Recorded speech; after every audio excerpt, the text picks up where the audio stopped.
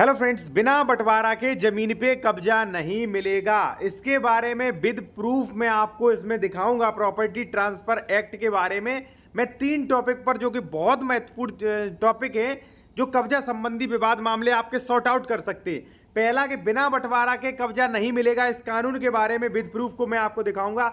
Second कि जमीन खरीदने पर क्या क्या चेक करें जिससे कब्जा संबंधी जो है समस्याएं आपको ना आए।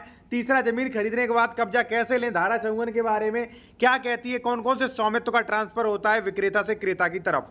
साथियों, सबसे पहले हम आपको बताएंगे कि बिना बंटवारा के कब्जा नहीं मिलेगा, उस कानून के बारे में थोड़ा देखिए। साथियों, यहां पे आप देखिए, सबसे पहले नीचे पैराग्राफ में, एक क्रेता अपने विक्रेता से बेहतर स्वामित्व नहीं रख सकता। एक सह अंशधारी का अभिक्त अंश विक्रय की विषय वस्तु हो सकता है, किंतु क्रेता को कब्जा, ध्यान रहे ना, यहां पे पैराग्राफ क्या कहता है, किंतु क्रेता को कब्जा तब तक नहीं दिया जा सकता जब तक कि संपत्ति का विभाजन, माप, सीमांकन करके सौंदर्यपूर्ण तरीके से, यानी कि भाई आराम से तरीके से आपसी व्यवस्था, समंजन या न्यायालय की डिक्री द्वारा ना हो। यानी कि इस कानून ने सीधा कह दिया है कि भाई अगर मान लीजिए किसी ने जमीन खरीदी है, वो कब्जा लेने पहुंच जाता है, तो भाई कब्जा ऐसे नहीं दिया जाएगा। कब्जा जो है दोनों पक्ष बैठ ले आपसी समंजन से, ठीक है, या मान लीजिए बंटवारे से, विभाजन से, या न्यायालय द्वारा डिक्री से कब्जा लें। अब मैं आपको बता दूं इस कानून का क्या क्या बेनिफिट आपको मिलेगा, कहां पे मिलेगा, और ये कानून एक्चुअली बनाया क्यों गया वो मैं आपको बताऊंगा। साथियों, एक चीज मैं आपसे और कहूंगा, यदि आप कोई लीगल एडवाइस लेना चाहते हैं किसी मामले में तो आप ले सकेंगे।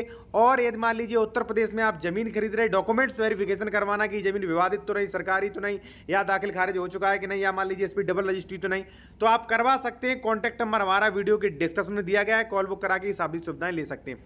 साथियों, मैं एक चीज आपको बता दूं, देखिए क्या होता है कि भाई कई लोगों को मैंने देखा है कि रजिस्ट्री करवा ली उन्होंने, ठीक है, और एडवोकेट ने रजिस्ट्री कर दी, और रजिस्ट्री के बाद वो कोर्ट कचहरी के चक्कर काटते, उन्हें पोजीशन नहीं मिलता, यानी कि कब्जा नहीं मिलता। कई लोगों को कब्जा मिल जाता है, 4-5 साल बाद पता चलता है कि किसी ने भाई मेरे पे कब्जा कर लिया। तो ऐसी समस्याएं हो रही, तो ऐसी समस्याएं ना हो इसलिए, और विवाद ना हो इसलिए ये कानून जो है दिया गया है। देखिए साथियों, मैं और स्पष्ट आपको कर दूं, देखिए अगर साथियों मान लीजिए आपने, मैं मान लीजिए एक जमीन है, उस पर 2 खातेदार हैं, एक हम और एक आप, ठीक है। आपने जमीन बेच दी लेकिन आपका कब्जा नहीं था, मैं दबंग प्रवृत्ति का व्यक्ति था, मैंने पूरे पे कब्जा कर रखा था, सह खातेदार हूं मैं, पूरे का कब्जा कर रखा। आपने किसी को बेच दी, अब वो आ रहा है कि नहीं मुझे भी कब्जा चाहिए, तो इस कानून के तहत कब्जा नहीं मिलेगा, क्योंकि मैं भी सह खातेदार। भाई वो लेखपाल को, एसडीएम को लेके आए, उसका सीमांकन कराएगा, कहाँ नापतोल करवाए तब कब्जा ले। दूसरी बात, बंटवारा करवाए तब कब्जा ले, या मान लीजिए साथियों जो है कोई कोर्ट की डिक्री आए तब कब्जा ले।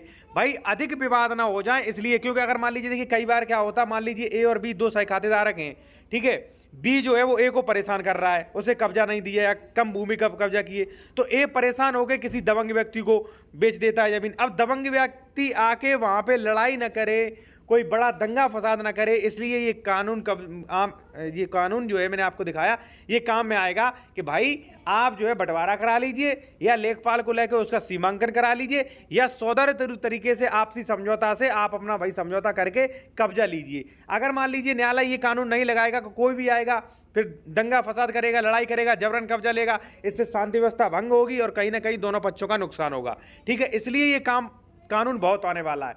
अब देखिए साथियों, मैं अब सेकंड पॉइंट पे बात करूंगा कि जमीन खरीदने पर क्या क्या चेक करें जिससे ऐसी समस्या ना आए।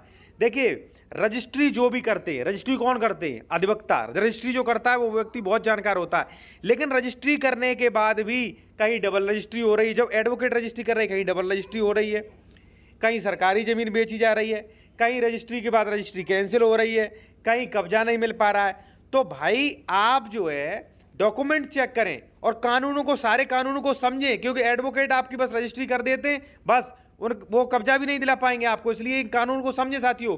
और एक चीज मैं आपको और बता दूं कि कौन कौन से डॉक्यूमेंट्स आपको चेक करने चाहिए, वो चीज बात मैं आपको बता दूं, ठीक है।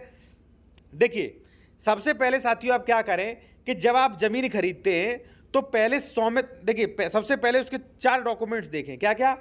उसका सबसे पहले खतौनी, खतियान, जमाबंदी, जो भी मान लीजिए आपके यहाँ बोलते हैं वो, ठीक है।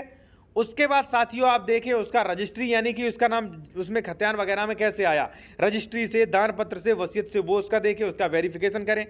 अब खतौनी में कई चीज़ें देखनी चाहिए आपको, जैसे फसली वर्ष, श्रेणी नंबर क्या है, खातेदार का वर्ग क्या है। देखिए श्रेणी नंबर इसलिए क्योंकि कई श्रेणियों की जमीन होती है, कोई श्रेणी नंबर 1, श्रेणी नंबर 2, श्रेणी नंबर 5, कहीं जलमग्न जमीन, कहीं कोई जमीन। तो भाई ये तो देखिए ये जमीन कौन किस टाइप की है, क्या उसे ट्रांसफर करने का राइट्स है, सरकार ने दिया है कि नहीं, ठीक है। फिर उसके बाद देखिए खातेदार का वर्ग क्या है, क्योंकि खातेदार भी कई टाइप के होते हैं, कोई संक्रमणी, असंक्रमणी, आसामी, पट्टेदारक, ये चेक करिए, ठीक है। फिर उसके बाद ये चेक करिए साथियों कि ये जमीन जो है उसमें उसका दाखिल खारिज है कि नहीं। फिर ये चेक करिए बिन जुमला गाठा है कि सही खातेदारक। साथियों जो गाठा नंबर बहुत ज़्यादा बड़े होते हैं उनमें कई समस्याएं आती हैं, उनमें बहुत समस्याएं आती हैं कब्जा लेने में। इसलिए कोशिश करें ऐसी ज़मीन खरीदने की कोशिश करें जहाँ पे पोजीशन संबंधी कोई या तो विवाद ना हो, या मान लीजिए जिसमें बहुत सारे खातेदारक हो तो उसका बंटवारा हो चुका हो, क्योंकि अगर बंटवारा नहीं होगा तो फ्यूचर में आपको समस्याएं आ सकती हैं। धारा 116 है, 117 है। अगर मान लीजिए नहीं भी हुआ है तो आप नियम 109 से ज़मीन खरीदें भाई, वहाँ पे जो भी चौहद्दी वगैरह करवा रहे हो वहाँ पे नियम 109 को ध्यान में रखते हुए आप ज़मीन खरीदिए।